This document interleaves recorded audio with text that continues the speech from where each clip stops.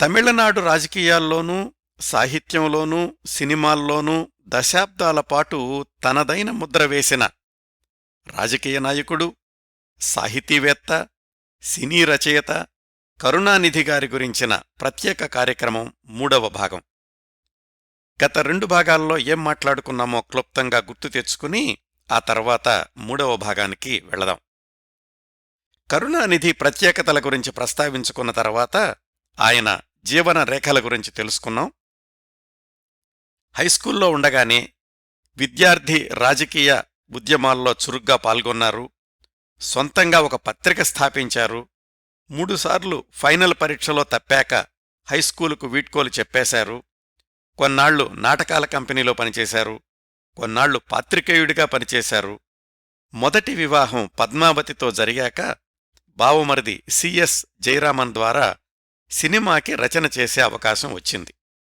రాజకుమారి, అభిమన్యు సినిమాలకు పనిచేస్తూ ఉండగా ఎంజీఆర్ తోటి పరిచయం ఏర్పడింది. సినిమా టైటిల్స్లో తన పేరు వెయ్యలేదు అని జూపిటర్ పిక్చర్స్ వాళ్లతోటి విభేదించి ఇంటికొచ్చేశారు.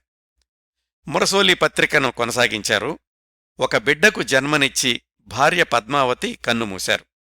ఇంతవరకు కరుణానిధి జీవితంలోని కొన్ని ముఖ్య సంఘటనల గురించి తెలుసుకున్నాం.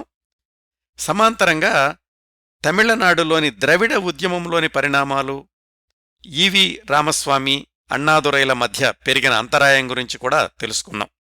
కథాక్రమంలో మనం 1948 ఆగస్టులో ఉన్నామండి. ఇక్కడ్నుంచి మిగతా విశేషాల్ని ఇప్పుడు కొనసాగిద్దాం. భార్య మరణించేసరికి కొడుకు ముత్తు రోజుల పిల్లవాడు. ద్రవిడ ఉద్యమంలో సంక్షోభం, మురసోలి పత్రికా నిర్వహణ రోజురోజుకీ భారం కావడం, ఇంకా భార్య మరణం, ఇన్ని సమస్యల్లో ఉన్నారు కరుణానిధి ఆ సమయానికి.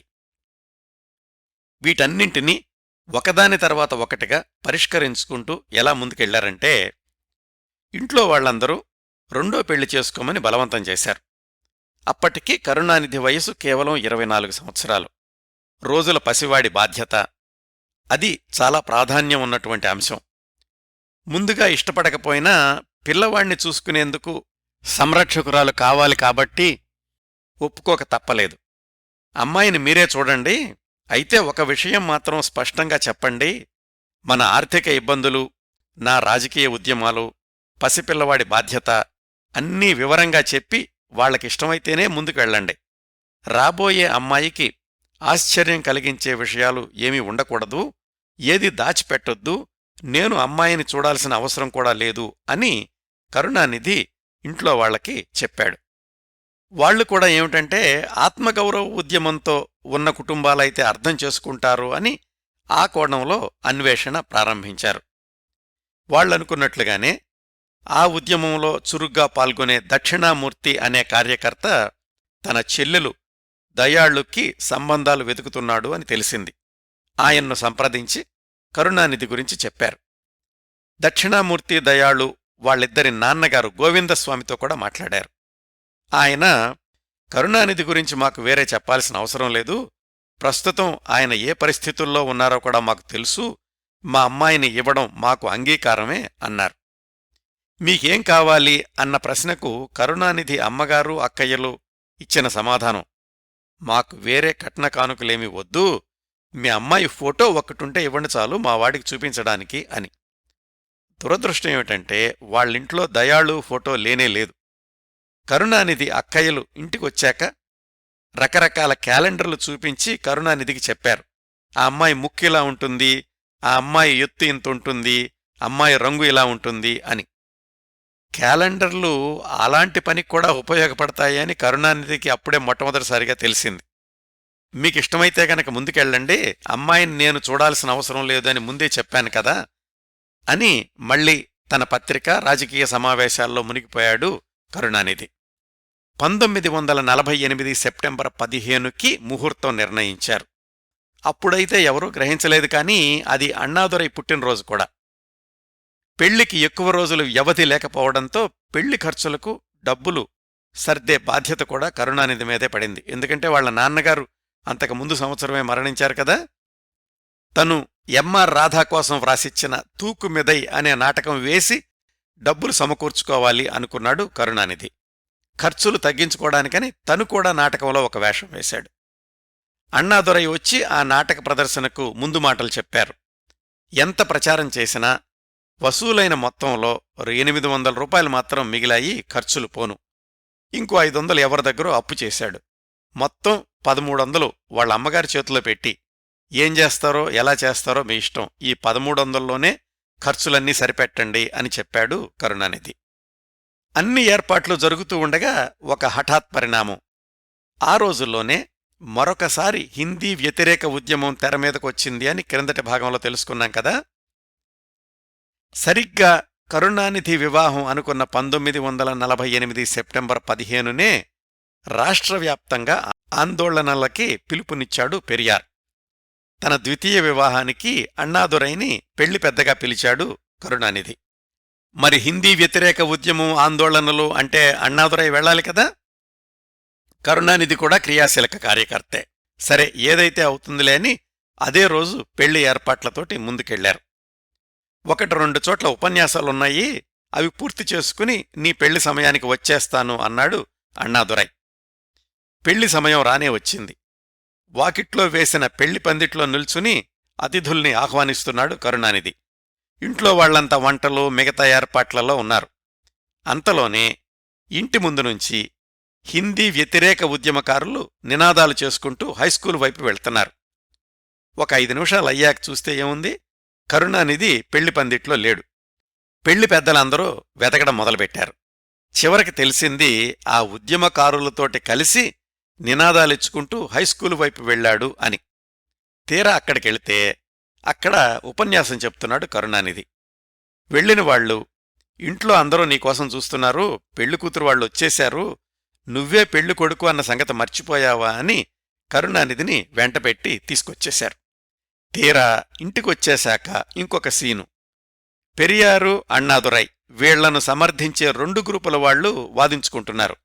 ఈ పెళ్లి మా ఆధ్వర్యంలో జరగాలంటే మా ఆధ్వర్యంలో జరగాలి అని. కరుణానిధి బాగా ఆలోచించి, సరే అన్నాదురై ఎలాగో రాలేదు కదా, మీరిద్దరూ వద్దు, మా పెళ్లి మేమే చేసుకుంటాము అని కరుణానిధి, దయాళు దండలు మార్చుకున్నారు. వాళ్ల పెళ్లి ఒప్పందం మాటలు వాళ్లే చెప్పుకున్నారు. ఇలా జరిగిందండి కరుణానిధి ద్వితీయ వివాహం దయాళుతో. వీరిద్దరి సంతానమే ప్రస్తుతం తమిళనాడు ముఖ్యమంత్రి స్టాలిన్. ఇంకా మిగతా సంతానం గురించి మరిన్ని వివరాలు కథాక్రమంలో తర్వాత తెలుసుకుందాం. వివాహం అయ్యాక కరుణానిధి జీవితం తిరువారూరులోనే గడిచింది. ఇంట్లో పసిపిల్లవాడు, కొత్త పెళ్లి కూతురు, బయటేమో జోరుగా సాగుతున్న హిందీ వ్యతిరేక ఉద్యమం, తన మురసోలి పత్రిక, నాటకాలు వ్రాసిపెట్టమని అడిగే విజ్ఞప్తులు. కరుణానిధి జీవితంలో స్తబ్దమైన క్షణాలు అంటూ ఎప్పుడూ ఉండేవి కాదు. ఆయనకు ద్వితీయ వివాహమైన 1948 సెప్టెంబర్ నుంచి అటు ద్రవిడ ఉద్యమంలో అనేక పరిణామాలు ఒకదాని తర్వాత ఒకటి జరిగాయి. ఎలాగంటే, హిందీ వ్యతిరేక ఉద్యమంలో పెరియార్, అన్నాదురై కాస్త దగ్గరైనట్లుగా కనిపించారు, కానీ ఆ సఖ్యత ఎక్కువ కాలం నిలవలేదు. 1948 అక్టోబర్లో పెరియార్ స్వస్థలమైన ఈరోడ్లో ద్రవిడ కళగం సదస్సు జరిగింది. అక్కడ కరుణానిధి వ్రాసిన నాటకం తూకుమిదై దాని ప్రదర్శన ఏర్పాటు చేశారు. అన్నాదురై కూడా హాజరయ్యారు. కరుణానిధి తన విద్యార్థి రాజకీయాల్లో ఎవరి ఉపన్యాసాలు విని ఆ ఉద్యమం వైపు ఆకర్షితులయ్యారో ఆ అళగిరి కూడా ఆ సమావేశంలో ప్రసంగించారు. అళగిరికి అదే చివరి ఉపన్యాసం. అప్పటికే ఆయన క్షయవ్యాధితోటి బాధపడుతున్నారు. మద్రాసులోని ఒక శానిటోరియంలో చేర్పించినా గాని ఫలితం దక్కలేదు. అళగిరి ఆ తర్వాత కొద్ది రోజులకే చనిపోయారు. ఆయనకు మరింత మెరుగైన వైద్యం సమకూర్చి ఉంటే బ్రతికి ఉండేవాడు, పార్టీ ఈ విషయంలో సరైన శ్రద్ధ చూపించలేదు అన్న అన్నాదురై వ్యాఖ్యలు పెరియార్ వరకు వెళ్లాయి. మళ్ళా వాళ్ళిద్దరి మధ్య అగ్గి రాజుకుంది. పైకి బాగానే ఉన్నాడుగాని వెనకాల నుంచి కరుణానిధి, అంబల్గన్ ఇలాంటి వాళ్లను నా మీదకి ఉసిగొల్పుతున్నాడు అని పెరియార్ అన్నాదురై మీద భగ్గుమన్నాడు. కరుణానిధిని ఇంకా డీకే సమావేశాలకు పిలవకూడదు అని కూడా చెప్పాడు. 1949 మొదట్లో ఆశ్చర్యకరంగా పెరియార్ కాంగ్రెస్ నాయకుడు రాజాజీని కలుసుకున్నాడు. అదేంటి, మాతో చర్చించకుండా ప్రత్యర్థిని ఎందుకు కలుసుకున్నారో, ఎజెండా ఏమిటి అని అడిగితే పెరియార్ నుంచి సరైన సమాధానం రాలేదు. వీటన్నింటికీ పరాకాష్ట ఆయన తన 72 సంవత్సరాల వయసులో తనకంటే 50 సంవత్సరాలు చిన్నమ్మాయి మణియమ్మని 1949 జులైలో వివాహం చేసుకోవడం. ఇది పార్టీ శ్రేణులకు, ముఖ్యంగా అన్నాదురై వర్గానికి నచ్చలేదు. తన తర్వాత తన భార్యే ద్రవిడ కళగం నాయకురాలవుతుంది అని కూడా పెరియార్ సూచనలిచ్చారు. ఈ నేపథ్యంలో అన్నాదురై బృందం 1949 సెప్టెంబర్లో లాంఛనంగా తమ పార్టీ డిఎంకేని ప్రకటించారు. సహజంగానే అన్నాదురై అధ్యక్షుడు కరుణానిధి కూడా అన్నాదురైతోనే ముందుకెళ్లాలని నిర్ణయించుకున్నాడు. 1949లో అంటే 74 సంవత్సరాల క్రిందట ప్రారంభమైన డిఎంకే పార్టీకి ఇంతవరకు ముగ్గురే అధ్యక్షులండి. 1949 నుంచి 1969లో అన్నాదురై చనిపోయేదాకా ఆయన, 1969 నుంచి 2018లో కరుణానిధి చనిపోయేదాకా ఆయన, ప్రస్తుతం స్టాలిన్. ఇంకా డిఎంకే రాజకీయాలు, ఆ తర్వాత ఏడీఎంకే, ఏఐఏడీఎంకే, ఈ వివరాలన్నీ టైంలైన్ ప్రకారం తర్వాత తెలుసుకుందాం.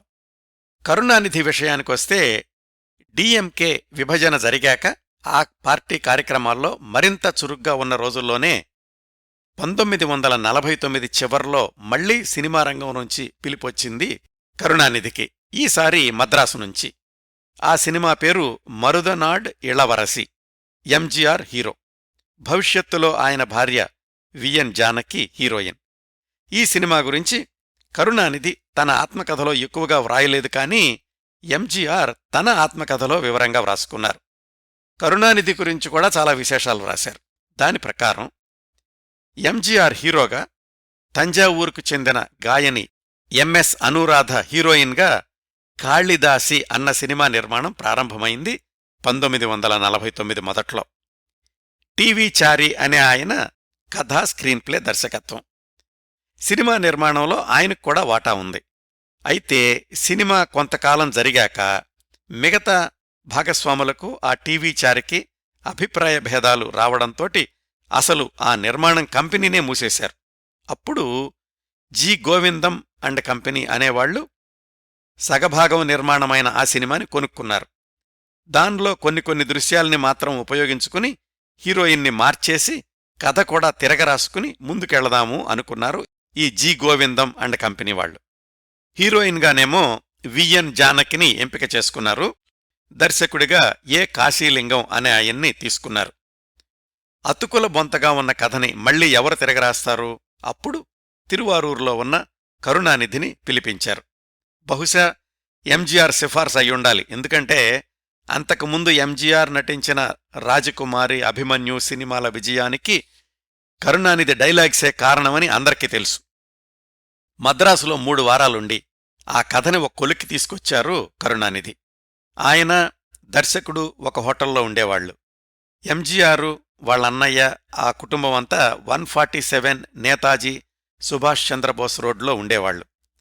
పగలంతా ఎంజీఆర్ వాళ్ళింట్లోనే కథా చర్చలు జరిగేవి. కరుణానిధి, దర్శకుడు కాశీలింగం, ఎంజీఆర్, వాళ్ళన్నయ్య చక్రపాణి ఆ చర్చల్లో పాల్గొంటూ ఉండేవాళ్లు.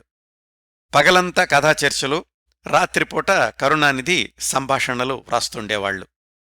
ఇవన్నీ కూడా ఎంజీఆర్ ఆత్మకథలోని విశేషాలని చెప్పాను కదా. ఆయన ఇవన్నీ వ్రాసే సమయానికి కరుణానిధికి బద్ధశత్రువు. అయినా కాని రచయితగా కరుణానిధి ఎంత గొప్పవాడో మెచ్చుకుంటూ వ్రాయడం ఎంజీఆర్ వ్యక్తిత్వానికి ఒక మచ్చు తునక.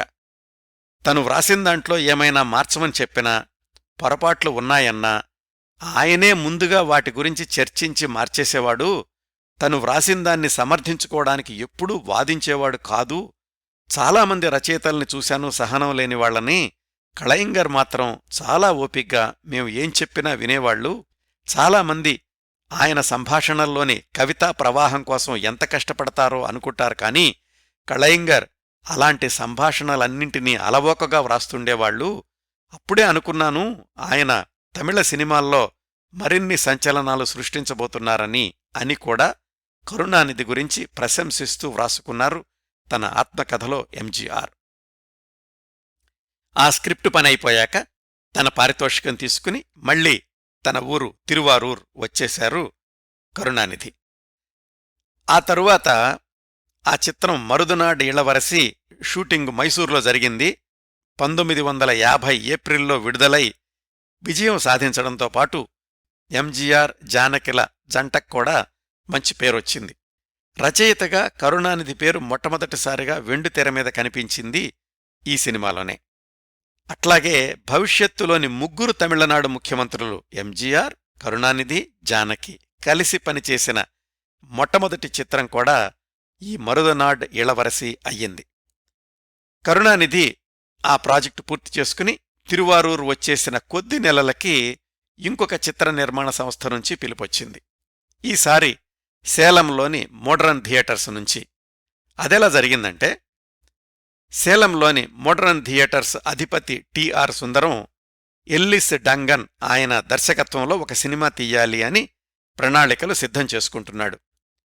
ఈ టిఆర్ సుందరం అలాగే ఎల్లిస్ డంగన్ వీళ్ల ఇద్దరి గురించి లోగడ విడివిడిగా పూర్తిస్థాయి కార్యక్రమాలు ప్రసారం చేశాను.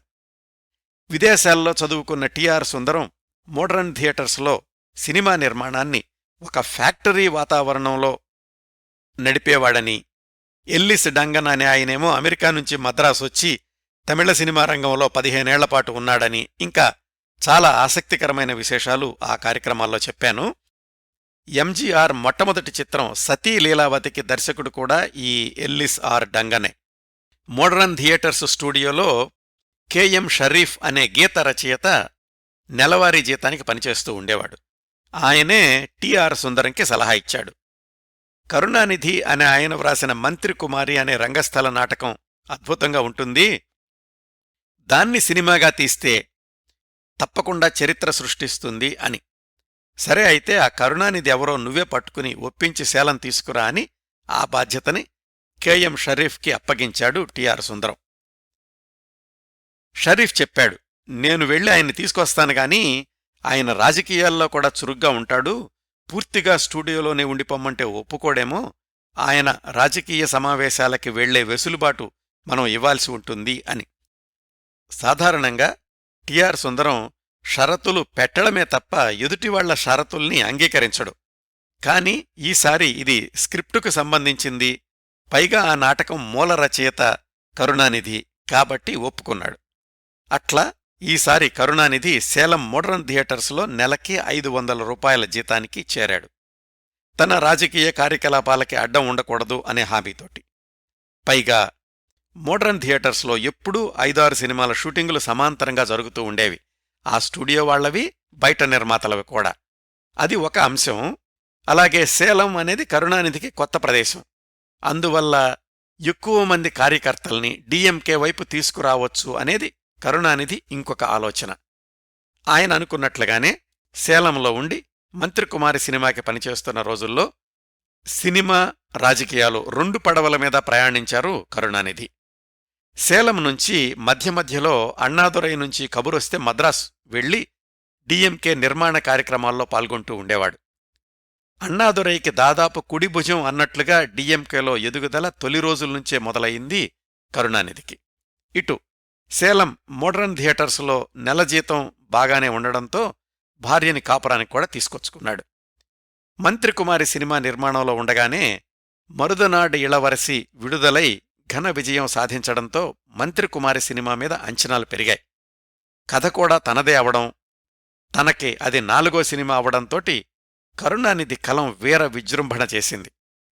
మంత్రికుమారి కూడా 1950 జూన్లో విడుదలై సంచలన విజయం సాధించింది. ఈ సినిమా నిర్మాణం మధ్యలోనే ఎల్లిస్ డంగన్ అమెరికా వెళ్లిపోవడం, టిఆర్ సుందరం మంత్రికుమారి సినిమాని పూర్తి చేయడం, ఈ విశేషాలన్నీ డంగన్ గురించిన కార్యక్రమంలో చెప్పాను. చాలా ఆసక్తికరంగా కరుణానిధి వ్రాసిన మొదటి 4 సినిమాలు ఎంజీఆర్వే. అలాగే కరుణానిధి సహాయకుడిగా పనిచేసిన తొలి చిత్రం రాజకుమారి ఎంజీఆర్ తొలిసారి హీరోగా నటించిన చిత్రం అయితే, మళ్లీ మంత్రికుమారి దాకా ఎంజీఆర్ హీరోగా స్థిరపడడానికి కృషి చేయాల్సొచ్చింది. ఎంజీఆర్ని తిరుగులేని హీరో అని పరిశ్రమ గుర్తించే స్థాయి తీసుకొచ్చిన చిత్రం మంత్రికుమారి. ఈ రెండింటి విజయంలోనూ కరుణానిధి సంభాషణలే కీలకం కావడం గమనించదగ్గ విశేషం. మంత్రికుమారి సినిమాతోటి తమిళ సినిమా రచన దిశను కరుణానిధి మార్చాడు అన్న పేరొచ్చింది. ఎక్కడ వీలైతే అక్కడ ద్రవిడ ఉద్యమ భావాల్ని చొప్పించడంతో పాటు కొన్ని సంభాషణలు వివాదాస్పదం అయ్యాయి కూడా. మొత్తం మీద మంత్రికుమారి సంభాషణలు ఎంత ప్రజాదరణ పొందాయంటే ఆ స్క్రిప్టుని పుస్తక రూపంలో ప్రచురిస్తే వారాల వ్యవధిలో పునర్ముద్రణకు వెళ్లడమే కాకుండా అప్పటిదాకా కరుణానిధి వ్రాసిన రచనల్లో అత్యధిక ప్రజాదరణ పొందిన రచన అయ్యింది మంత్రికుమారి స్క్రిప్టు. ఇంకా మంత్రికుమారికి కరుణానిధి పనిచేసిన రోజుల్లో జరిగిన మరొక 2 పరిణామాలైతే, కరుణానిధి అంతవరకు కాంగ్రెస్ వాదిగా ఉన్న ఎంజీఆర్ని ద్రవిడ ఉద్యమ సానుభూతిపరుడిగా, డిఎంకే పార్టీ అభిమానిగా మార్చగలగడం, అలాగే మోడరన్ థియేటర్స్లో ప్రవేశించిన ఆ తరువాత రోజుల్లో ప్రముఖ గీత రచయిత అయిన కన్నదాసంతోటి పరిచయం, ఆ పరిచయం స్నేహంగా మారడం. ఈ 2 పరిణామాలు కూడా తరువాతి సంవత్సరాల్లో తమిళనాడు రాజకీయాల మీద ఎంత కీలకమైన ప్రభావం చూపించాయో వేరే చెప్పాల్సిన అవసరం లేదు. మంత్రికుమారి సంచలన విజయం కరుణానిధిని స్టార్ రైటర్ని చేసింది. అవకాశాలు దానంతటవే వెతుక్కుంటూ వచ్చాయి. తదుపరి పరిణామాలన్నీ కూడా వరసగా తెలుసుకుందాం. మంత్రికుమారి విజయం తర్వాత ఒక సినీ ప్రముఖుడు కరుణానిధిని వెతుక్కుంటూ సేలంకి వచ్చాడు. ఆయనే కరుణానిధి మొదటి వివాహం రోజు సాయంకాలం ఉపన్యసించిన ఎన్ఎస్ కృష్ణన్, ఎన్ఎస్కే. ఆ సంఘటన గురించి క్రిందటి ఎపిసోడ్ అంటే 2వ భాగంలో తెలుసుకున్నాం. ఎన్ఎస్ కృష్ణన్ అప్పటికే చాలా పేరున్నటువంటి నటుడు, గాయకుడు, నిర్మాత, దర్శకుడు. వీటన్నింటితో పాటు ద్రవిడ ఉద్యమ మద్దతుదారు కూడా. అందుకే కరుణానిధి మొదటి వివాహానికి హాజరయ్యాడు. ఆయనే ఇప్పుడు స్వయంగా మద్రాసు నుంచి కరుణానిధి కోసం సేలం వచ్చాడు, తాను తర్వాత తీయబోయే సినిమాకి రచయితగా పనిచేయమని అడగడానికి.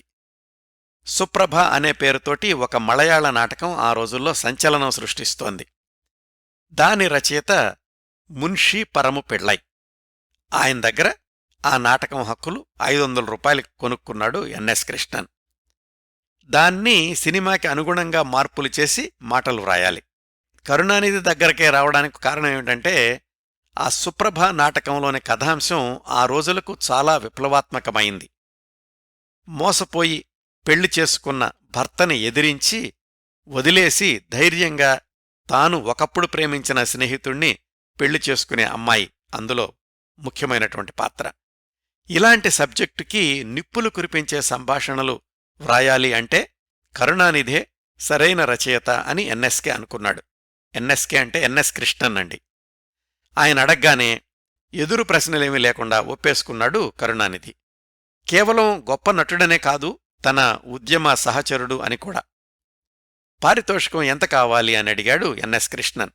మీ ఇష్టం వచ్చినంత ఇవ్వండి, మిమ్మల్ని నేను డిమాండ్ చేయను అన్నాడు కరుణానిధి. లేదు లేదు చెప్పు అని ఎన్ఎస్కే ఎన్నిసార్లు అడిగినా కరుణానిధి అదే మాట మీద ఉన్నాడు, మీరెంతిచ్చినా సరే అని. కృష్ణన్ సరదాకి తెల్ల కాగితం మీద 4 సున్నాలు పెట్టి కరుణానిధికి చూపించాడు. ఇంత ఇస్తాను సరేనా అని. కరుణానిధి సరే అన్నాడు. జాగ్రత్తగా చూశావా అన్నాడు ఎన్ఎస్కే. చూశాకే చెప్తున్నా అన్నాడు కరుణానిధి. అంటే సున్నాకి కూడా వ్రాస్తావా అన్నాడు ఎన్ఎస్కే. చెప్పాను కదండి మీరు ఎంత ఇచ్చినా వ్రాస్తానని అని అదే మాట మీద ఉన్నాడు కరుణానిధి. ఎన్ఎస్కే మళ్ళా ఆ పేపర్ తీసుకుని 4 సున్నాలకి చివర్న 1 అని అంకేసిచ్చాడు. అంటే 1 రూపాయనో 1 పైసానో అర్థం వచ్చేలాగా కరుణానిధికి చూపించాడు. కరుణానిధి ఆ పేపర్ తీసుకుని దాన్ని తిప్పి చూపించి అంటే 10,000 అని అర్థం వచ్చేలాగా, మీరు ఇంత ఇస్తానంటే ఎలా వద్దంటానండి అన్నాడు. ఎన్ఎస్కే కరుణానిధి తెలివితేటల్ని మరొకసారి అభినందించి, నువ్వన్నట్లే అనుకున్నట్లే చేస్తాను, అయితే ఒక సలహా, షరతు కూడా అనుకోవచ్చు, నువ్వు మద్రాసు వచ్చేసెయ్యి, ఎలాగూ డిఎంకే పనుల మీద తరచూ మద్రాసు రావాల్సొస్తోంది కదా, అక్కడే ఉంటే ఇటు సినిమాలో అటు పార్టీ 2 పనులు చూసుకోవచ్చు అని చెప్పాడు. కరుణానిధికి కాదనడానికి కారణమేమీ కనిపించలేదు.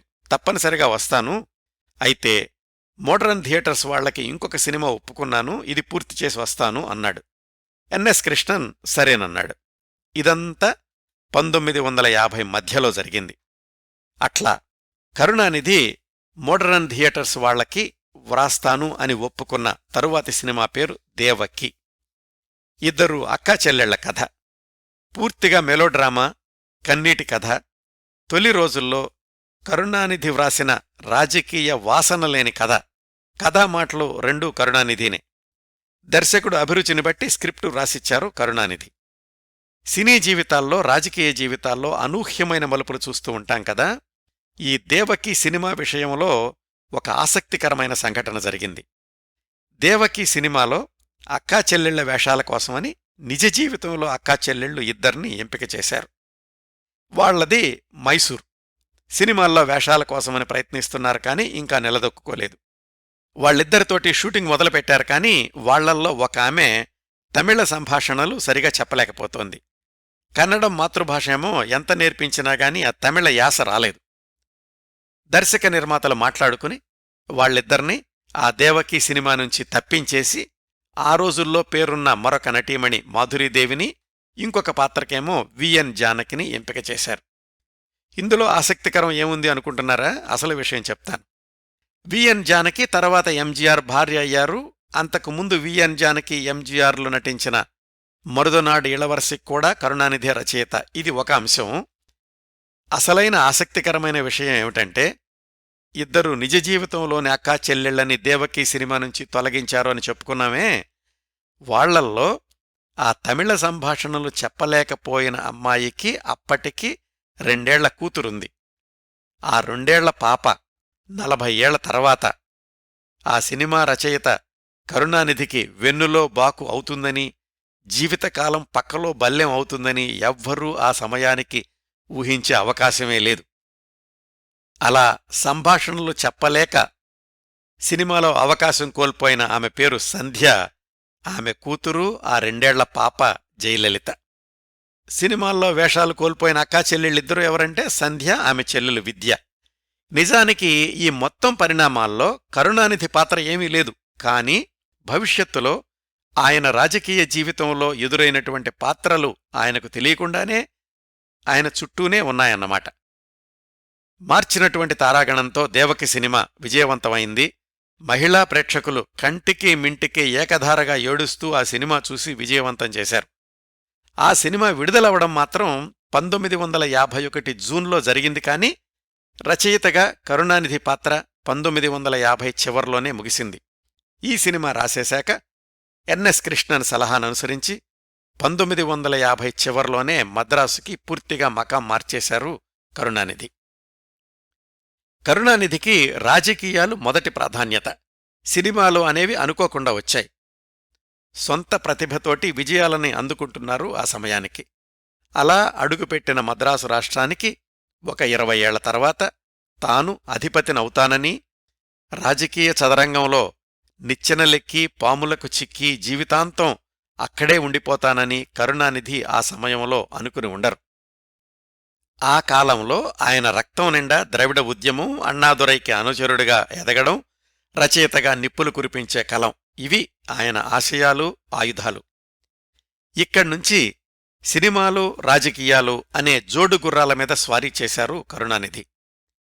అసలు రాజకీయ ఉద్యమాల్లో ఉన్నవాళ్లు సినిమా రంగానికి రావడం, లేదా సినిమా రంగానికి చెందినవాళ్లు క్రియాశీలక ఉద్యమాల్లోకి వెళ్లడం అనేది అప్పుడే మొదలయింది. ముందుగా అన్నాదురై, తర్వాత కరుణానిధి. రాజకీయాల్లో అన్నాదురై పనిచేసినంత లోతుగా కరుణానిధి పనిచేశారు. కానీ సినిమా రంగంలో కరుణానిధి వ్రాసినన్ని సినిమాలు కానీ, అందుకున్నన్ని విజయాలు కానీ అన్నాదురై అందుకోలేకపోయారు. అందుకే ఈ 2 రంగాల్లోనూ ఆ రోజుల్నుంచే కరుణానిధి సంతరించుకున్న ప్రత్యేకతలు, రెండింటిలోనూ సమాంతరంగా ఎదిగినటువంటి విధానం అత్యంత ఆసక్తికరం, ఆశ్చర్యకరం, స్ఫూర్తిదాయకం కూడా. మనమిప్పుడు 1950 చివర్లో కరుణానిధి మద్రాసుకు మకాం మార్చిన ఘట్టం దగ్గర ఉన్నాం కదా.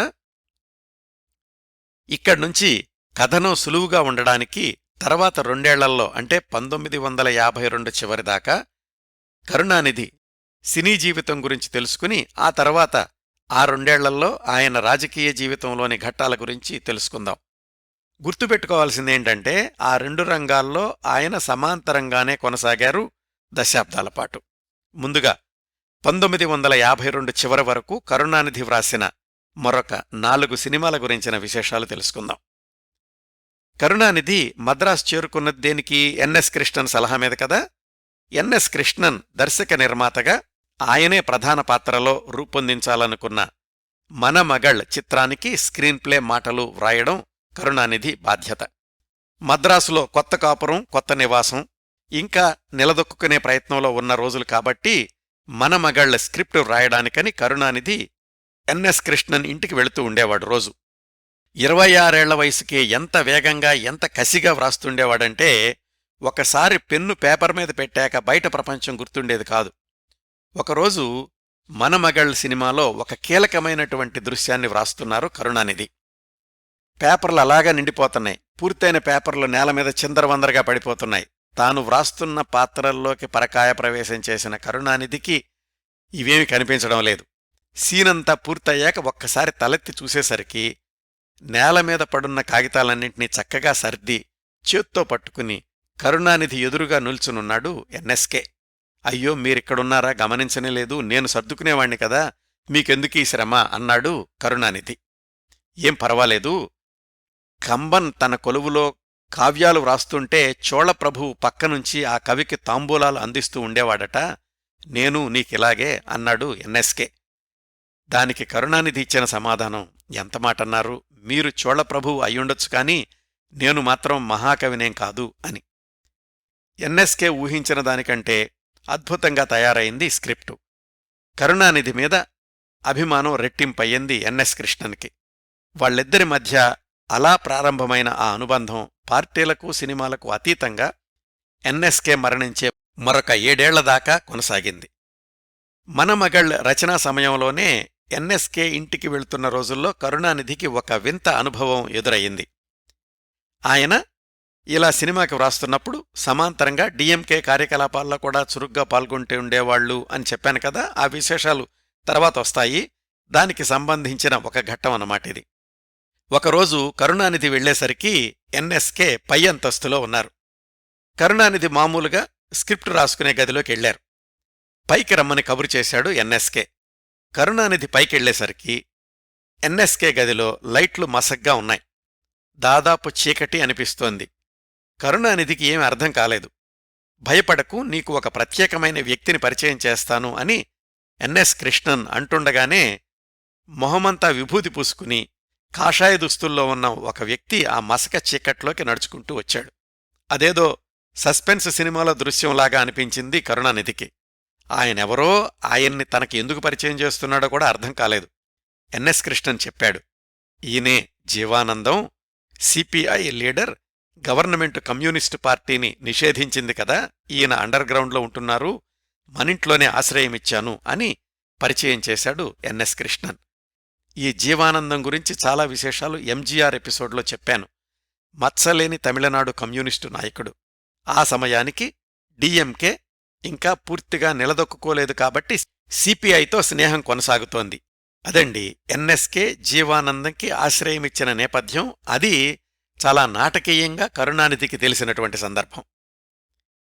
మనమగళ్ సినిమా షూటింగ్ 1950 డిసెంబర్ 31న ప్రారంభమై 1951 ఆగస్టు 15న ఆ సినిమా విడుదలయింది. రచయితగా కరుణానిధికి వరుస హిట్ సినిమా చక్కటి విజయం సాధించింది. ఎన్ఎస్కే అంచనాలను మించి వసూళ్లు సాధించింది. ఎన్ఎస్ కృష్ణన్ కరుణానిధికి ఒక కొత్త కారుని బహూకరించాడు. ఇది కరుణానిధికి 6వ సినిమానే. అన్ని హిట్ సినిమాలే. అందుకనే 26 ఏళ్లకే సొంత కారుకి యజమాని కూడా అయ్యాడు. ఎన్ఎస్ కృష్ణన్ కారు ఇవ్వగానే తన గురువు అణ్ణాదురైని పిలిపించి ఆ కారులో కూర్చోపెట్టి డ్రైవ్ చేయించి ఆ కారు ముందు వాళ్ళిద్దరూ కుర్చీల్లో కూర్చుని ఒక ఫోటో కూడా తీయించుకున్నారు కరుణానిధి. ఆ ఫోటో ఇప్పటిక్కూడా లభ్యమవుతోంది. నెమ్మది నెమ్మదిగా మధ్యతరగతి జీవనశైలి నుంచి పైకి ఎదగడం ఆరంభమైంది. ఈ మనమగళ్ చిత్రం గురించి ఇంకొక ఆసక్తికరమైన విశేషం ఏమిటంటే, తమిళంలో విజయవంతమయ్యాక దాన్ని తెలుగులో పెళ్లికూతురు అనే పేరుతోటి డబ్బింగ్ చేశారు. అంటే కరుణానిధి డైలాగ్స్ని తెలుగు ప్రేక్షకులకు పరిచయం చేసిన చిత్రం ఈ పెళ్లికూతురు అయ్యింది. సహజత్వం కోసమని కొన్ని దృశ్యాల్ని తెలుగులో రీషూట్ చేశారు. ఈ మొత్తం డబ్బింగ్ ప్రక్రియని చూసుకోమని తర్వాత రోజుల్లో ప్రముఖ దర్శకుడైన ఏ భీమ్సింగ్ ఆయనకు అప్పచెప్పారు.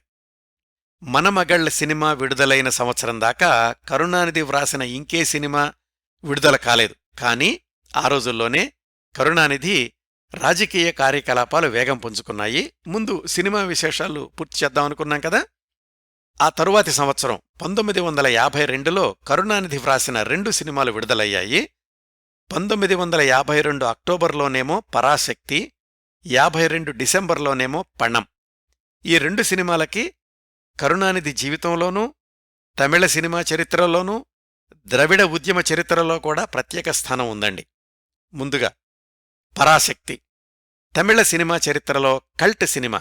ఇటీవలే ఈ చిత్రం గురించి పూర్తిస్థాయి కార్యక్రమం కూడా గంటసేపు ప్రసారం చేశాను. పరాశక్తి చిత్ర కథాంశంతో పాటు నేపథ్య కథనాల గురించిన బోలెడన్ని విశేషాలు చెప్పాను. అందులో శివాజీ గణేశన్ మొట్టమొదటి చిత్రం. కరుణానిధి వ్రాసిన మొట్టమొదటి 4 సినిమాల్లోనూ ఎంజీఆర్ హీరో కదా. అలాగే ఎంజీఆర్ నిలదొక్కుకోవడానికి సహాయం చేసినవి కూడా ఆ 4 సినిమాలు. ఆ విధంగానే మొట్టమొదటి చిత్రంతోనే శివాజీ గణేశన్ని సూపర్ స్టార్ని చేసిన చిత్రం పరాశక్తి. రంగస్థల నాటకం ఆధారంగా వ్రాసిన స్క్రిప్టే కాని రచయిత కరుణానిధి సినిమా కోసమని కొన్ని మార్పులు చేశారు. ఇంకా ఆయన సంభాషణల గురించి చెప్పేదేముంది. కరుణానిధి సంభాషణలకు శివాజీ గణేశన్ నటన ఎలా ఉందంటే అగ్నికి ఆజ్యం పోసినట్లయింది. తమిళ ప్రేక్షకుల్ని కొన్ని నెలలపాటు మెస్మరైజ్ చేసింది ఈ పరాశక్తి చిత్రం. ఆ సినిమాలో కరుణానిధి వ్రాసిన సంభాషణలు విడిగా గ్రామ్ఫోన్ రికార్డులుగా అమ్ముడవడం ఇంకొక విశేషం. అందులో చిట్ట చివర్లోని శివాజీ గణేశన్ కోర్టులో చెప్పే సుదీర్ఘమైన డైలాగ్సు డిఎంకే పార్టీ ప్రచార సభల్లో కూడా ప్రముఖంగా వినిపించడం అనేది ఆ రోజుల్లో ఒక హైలైట్. ద్రవిడ ఉద్యమ భావాల్ని సినిమాల్లోకి చొప్పించడం అన్న ప్రయోగాన్ని అణ్ణాదురై ప్రారంభిస్తే కరుణానిధి దాన్ని మరొక స్థాయికి తీసుకెళ్లారు. ఆ ప్రయోగాలకు పరాకాష్ఠ పరాశక్తి చిత్రంలోని సంభాషణలు. ఎక్కడ వీలైతే అక్కడ డిఎంకే ముద్రలు చూపించారు కరుణానిధి. ఇందులో శివాజీ గణేశన్ చెల్లెలుగా నటించిన శ్రీరంజని తన భర్తతోటి పుట్టబోయే బిడ్డకు ఏం పేరు పెడదాం అని అడుగుతుంది. ఆ భర్త చెప్పిన సమాధానం అబ్బాయి అయితేనేమో పన్నీర్ సెల్వం అని, అమ్మాయి అయితే నాగమ్మాయి అని పెడదామని. ఈ నాగమ్మాయి అంటేనేమో పెరియార్ భార్య, పన్నీర్ సెల్వం అంటేనేమో జస్టిస్ పార్టీ నాయకుడి పేరు. అంటే నెమ్మది నెమ్మదిగా ద్రవిడ ఉద్యమ భావాల్ని, ముఖ్యంగా డిఎంకే ఎజెండాన్ని ప్రజల్లోకి తీసుకెళ్లడం అనే అంశానికి తన సంభాషణలు వ్రాసిన ప్రతి సినిమాలోనూ ప్రాధాన్యతనిచ్చారు కరుణానిధి. మరి అంత సూటిగా డిఎంకే భావాల్ని చొప్పించి సినిమాని కల్ట్ సినిమాగా చేస్తే రాజకీయ ప్రత్యర్థులు ఊరుకుంటారా? పైగా ఈ సినిమా విడుదలైన 1952లోనే సార్వత్రిక ఎన్నికలు, జనరల్ ఎలక్షన్స్ జరిగాయి. ఇండియన్ ఎక్స్ప్రెస్కి చెందిన రామ్నాథ్ గోయంకా డిఎంకే బలపరిచిన సిపిఐ అభ్యర్థి చేతిలో ఓడిపోయాడు. పరాశక్తి చిత్రం రికార్డులు సృష్టిస్తున్న రోజుల్లో రామ్నాథ్ గోయంకా పత్రిక దినమణి కదిర్లో ఒక కార్టూన్ వేశారు. బట్టలు చిరిగిపోయిన అమ్మాయి బొమ్మ వేసి దాని కింద పరబ్రహ్మం అని హెడ్డింగ్ పెట్టి దాని కింద కథ, అరాచకం, దయానిధి అని వ్రాశారు. అది పరాశక్తి, కరుణానిధి వాళ్లను ఎగతాళి చేయడం అనేది స్పష్టంగా తెలుస్తూనే ఉంది కదా. మరి కరుణానిధి ఎలా ఊరుకుంటారు? ఆ పరబ్రహ్మం అనే పేరుతోటి ఒక వ్యంగ్యనాటకం వ్రాసి డిఎంకే శ్రేణులకిచ్చారు. రాజకీయాల్లో పత్రికలు ఎలాంటి అవకాశ ధోరణిని ప్రదర్శిస్తాయి అంటూ వ్యంగ్యాస్త్రాలు సంధించారు ఆ పరబ్రహ్మం అనే నాటకంలో. ఆ నాటకం తమిళనాడంతటా దాదాపు 100 సార్లు ప్రదర్శించబడింది. ఒకరికి లొంగిపోవడం, ఒకరికి బెదిరిపోవడం అనేది కరుణానిధి వ్యక్తిత్వంలో మొట్టమొదట్నుంచి లేదన్నమాట. ఆయన బలమైన కలంతోనో, గంభీరమైన గళంతోనో అన్నింటికీ సమాధానాలు చెప్తూ ఉండేవాడు. పరాశక్తి ఘన విజయం తర్వాత కరుణానిధి వ్రాసిన మరొక చిత్రం పణం. ఆసక్తికరంగా ఇది శివాజీ గణేశన్కి 2వ సినిమా. అలాగే కరుణానిధిని మద్రాసు రప్పించిన ఎన్ఎస్కే దానికి దర్శకుడు. కరుణానిధికి సేలంలో పరిచయమైన కన్నదాసన్ పణం సినిమాలో 10 పాటలు వ్రాశారు. ఆయన సోదరుడు ఏఎల్ శ్రీనివాసన్ ఈ సినిమాకి నిర్మాత. కరుణానిధి మొదటి భార్య అన్నయ్య సిఎస్ జయరామన్ ఉన్నారు కదా, ఆయన కూడా ఈ సినిమాలో ఒక పాట పాడారు. స్క్రీన్ ప్లే సంభాషణల్లో కరుణానిధి తన మార్కు చూపించారు. సినిమా మొదట్లోనే కథానాయకుడు మద్రాసులో జరిగే 4 రోజుల డిఎంకే సదస్సుకి హాజరవుతాడు. ఈ సినిమాలో ఎన్ఎస్ కృష్ణన్ పాడిన ఒక పాట డిఎంకే అనే అక్షరాలతో మొదలవుతుంది. దీనా మోనా ఖానా అని. అయితే సెన్సార్ ఇబ్బందుల్ని తప్పించుకోవడానికని తీనా మూనా ఖానా అంటే తిరుకురల్ మన్నాని కళగం అని అర్థం చెప్పించారు. సినిమా కథ మామూలు సాంఘిక కథే కాని సినిమా అనుకున్నంత విజయం సాధించలేదు. వరుస విజయాలతో దూసుకు వెళుతున్న కరుణానిధికి మొట్టమొదటి బ్రేక్ ఈ పణం సినిమా అని చెప్పుకోవచ్చు. పరాశక్తి, పణం ఈ రెండు సినిమాలను విశ్లేషించిన విమర్శకులు చెప్పిందేమిటంటే, పరాశక్తి చిత్రమేమో డిఎంకే, డీకే ఆ రెండు పార్టీల మధ్యనున్న భేదాల్ని చెప్పడానికి ప్రయత్నిస్తే, పణం సినిమా సూటిగా డిఎంకే భావాల్ని ప్రచారం చేసింది అని. ఇవండి 1951లో దేవకీ మనమగళ్, 1952లో పరాశక్తి, పణం కరుణానిధి రచనలు చేసిన 4 సినిమాల విశేషాలు. నిజానికి సినిమా రచయిత అంటే పూర్తికాల వ్యాపకం. ఒక్కో సినిమాకి కొన్ని నెలలు పనిచేయాల్సుంటుంది. అయితే కరుణానిధి అత్యంత వేగంతో వ్రాసే రచయిత కాబట్టి ఇటు సృజనాత్మక సినీ రచనను కొనసాగిస్తూనే అటు డిఎంకే ఉద్యమాల్లో కూడా పాల్గొన్నారు ఆ 2 ఏళ్లలో. ఒకవైపేమో సున్నితమైన సృజనాత్మకత, ఇంకొక వైపు కర్కశమైన రాజకీయాలు. అప్పటికీ డిఎంకే పునాదులు బలంగా లేవు. ప్రజల్లోకి వెళ్లాలి, మిగతా పార్టీలతో సంబంధాలు ఎలా ఉండాలో నిర్ణయించుకోవాలి, పార్టీ శ్రేణుల బలగం పెంచుకోవాలి. ఇలాంటి వాటన్నిటికీ అన్నాదురై నంబర్ 1 నాయకుడైతే కరుణానిధి దాదాపు నంబర్ 2గా ఎదిగారు ఆ సంవత్సరాల్లోనే. 26 ఏళ్ల కుర్రాడు ఇలాగా ఒకవైపు సినిమాలకు రాయడం, ఇంకొక వైపు రాజకీయ రంగంలో క్షేత్రస్థాయిలో ఉద్యమాలు నడపడం. ఈ సవాళ్ల సందర్భాలు ఒక్క కరుణానిధి జీవితంలోనే కనిపిస్తాయండి. పై 4 సినిమాలకు రాసిన 2 ఏళ్లలో ఆయన క్రియాశీలకంగా పాల్గొన్న రాజకీయ ఉద్యమాల గురించి తెలుసుకోవడానికి చాలా ఆసక్తికరంగా ఉంటుంది.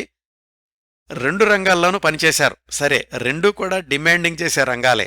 అసలు ఆయన తన సమయాన్ని ఎలా సర్దుకునేవాళ్లు, ఆయన దినచర్య ఎలా ఉండేది, ఆయన వ్యక్తిత్వంలోని ఏ కోణాలు, వ్యవహార శైలిలోని ఏ అంశాలు కరుణానిధిని అంత దృఢమైన వ్యక్తిత్వంతో ఎదిగేలాగా చేశాయి. ఇలాంటి విశేషాలన్నీ వచ్చే భాగంలో మాట్లాడుకుందాం. ఈ ఎపిసోడ్ని ఇంతటితో ముగిస్తానండి. ఈ కార్యక్రమాలను ఆదరించి అభిమానిస్తున్న శ్రోతలందరకు హృదయపూర్వకంగా కృతజ్ఞతలు తెలియచేస్తున్నాను. వచ్చే వారం కరుణానిధి కథ 4వ భాగంతో కలుసుకుందాం. అంతవరకు నవ్వుతూ ఉండండి. మీ నవ్వులు 10 మందికి పంచండి. ప్రస్తుతానికి మీ వద్ద సెలవు తీసుకుంటోంది సదా మీ ఆదరాభిమానాలను కోరుకునే మీ కిరణ్ ప్రభ.